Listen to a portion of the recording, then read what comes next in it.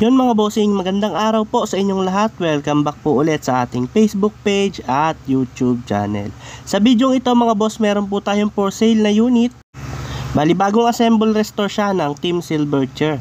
Ayan, bali malalaman nyo sa video ito yung presyo niya at saka yung mga detalye. Bali unahin natin po yung mugs. Bali sa mugs niya po is size 14 ang size ng mugs, 4 stud, and sa gulong naman po ayan,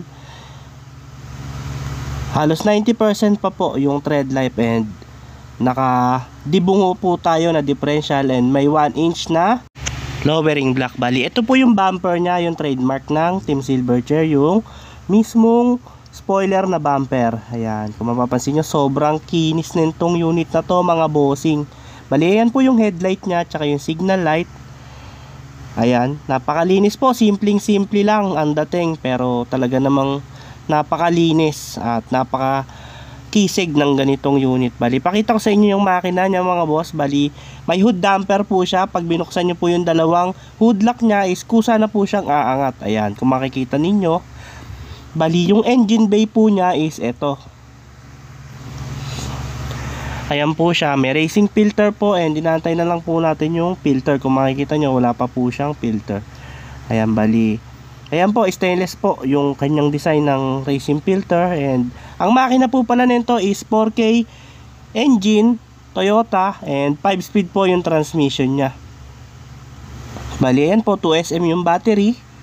Kung mapapansin niyo, talagang pulidong pulido po yung pagkaka detalye or detalyado po. Bali ayan po yung wirings nya, napakalinis. Kung mapapansin niyo, isa rin po to sa pinagmamalaki natin, yung kalinisan po ng wiring. Talaga pong kumpleto yung pagkakakumpuni. And ayan nga po yung dalawa niya pong hood damper nya sa hood. Ayan, kinabitan natin, and pag binalik nyo po yan, kusa na rin po siyang aangat.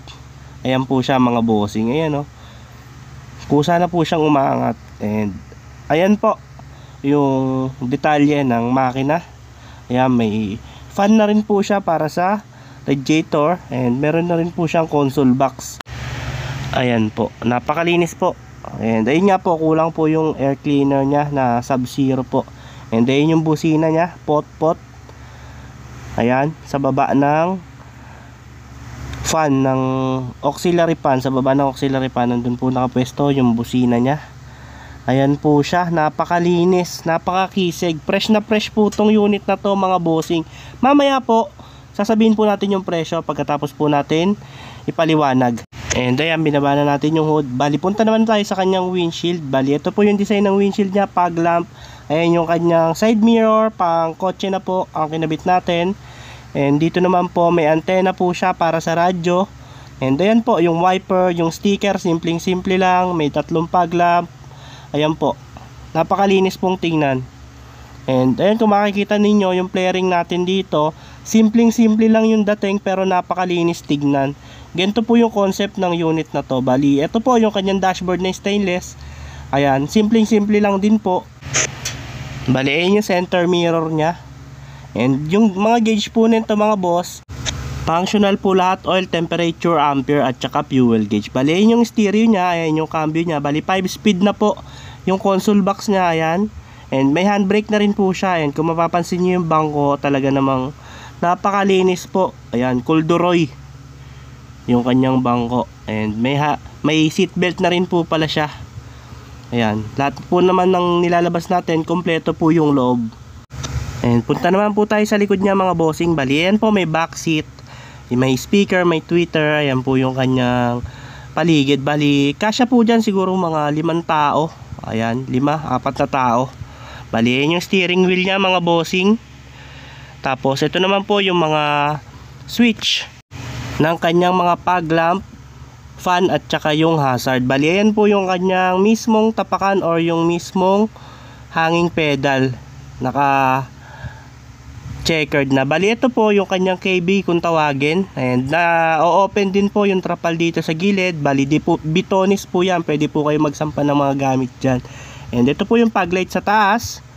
Ayan, and yung kanyang carrier o yung top load niya mga bossing, meron po siyang design na Batman or yung top load carrier niya. naka-spoiler na. Bali, ito po yung gulong sa likod. Ayan. And ito yung pang ilalim. Ayan, may pagmamalaki din po natin. Stainless na po yung tambucho. Yung under chassis niya po talagang pinturado po. Pati mga kasulok-sulukan po niyan. Talaga pong detalyadong detalyado mga bossing. Ayan po siya. Bali, gawin naman po tayo sa likod. Yung likod naman po talaga namang hindi po magpapahuli sa pormahan ng mga ordinaryong owner. Bali, nilagyan po natin siya ng jerrycan. Ayan, kung makikita ninyo, jerrycan na stainless. And auto bumper, and kung makikita nyo yung yellow po na ilaw, yun po yung reverse light nya, and yung blue naman po is yung sa hazard light nya. Ayan po yung kanyang jerrycan mga bossing, stainless po. Ayan, bali design lang po yan, and may cover na rin po yung reserva. Ayan po yung kanyang plaka, and ayan yung pangalan na Silverchair Cavites Pride. Ayan po yung mismong trademark ng Silverchair na owner type jeep. Napakalinis po, and ayan po yung view sa loob, napakaganda po. Ayan, talaga naman pong pulidong pulido yung yari ng isang unit na ito mga bossing. Bali, dito naman po tayo sa kabilang side mga boss. Ayan po, napakalinis, talagang sariwang sariwa po ang unit na ito. Kung mapapansin niyo, talaga namang lahat po dinetalye natin. And buksan po natin yung pinto, meron pa po tayong hindi napakita. Bali, ito po yung pinto niya mga bossing. Meron po siyang cover dyan. Ayan, para hindi po masagwa tignan. Ayan, meron po siya dyang plywood sa pinto. Yung iba po, foam lang yung nilalagay. Pero ayan po, upgraded na plywood na po. Bali, ayun po siya mga bossing. Silipin natin yung kabila. Baka sabihin nyo, kabila lang po yung pinakita natin. Ito po yung kabila mga bossing. Ayan po. Sobrang linis po niyan. Pati under chassis, talagang pinakikita natin kasi ayan lang din naman po yung request ng mga viewers natin at saka yung mga kliyente natin. Bali, yun po mga bossing.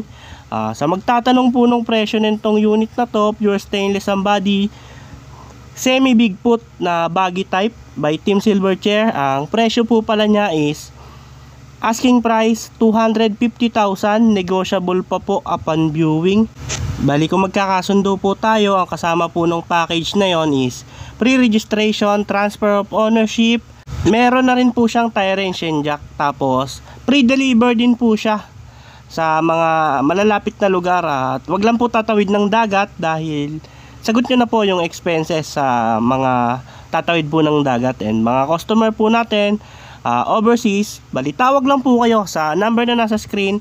Ulitin ko po, 250,000, negotiable pa po siya upon viewing. Toyota 4K ang makina, 5-speed po ang transmission, pure stainless ang body, galvanized po ang flooring. Bali, yun lamang po mga bossing. Bago nyo po tapusin ang video na ito, huwag nyo pong kalimutang i-click ang subscribe button at i-follow nyo na rin ang aming page para lagi po kayong updated sa mga video ng owner type jeep na nilalabas namin. Yun lamang po mga bossing. Maraming salamat. Thank you and God bless.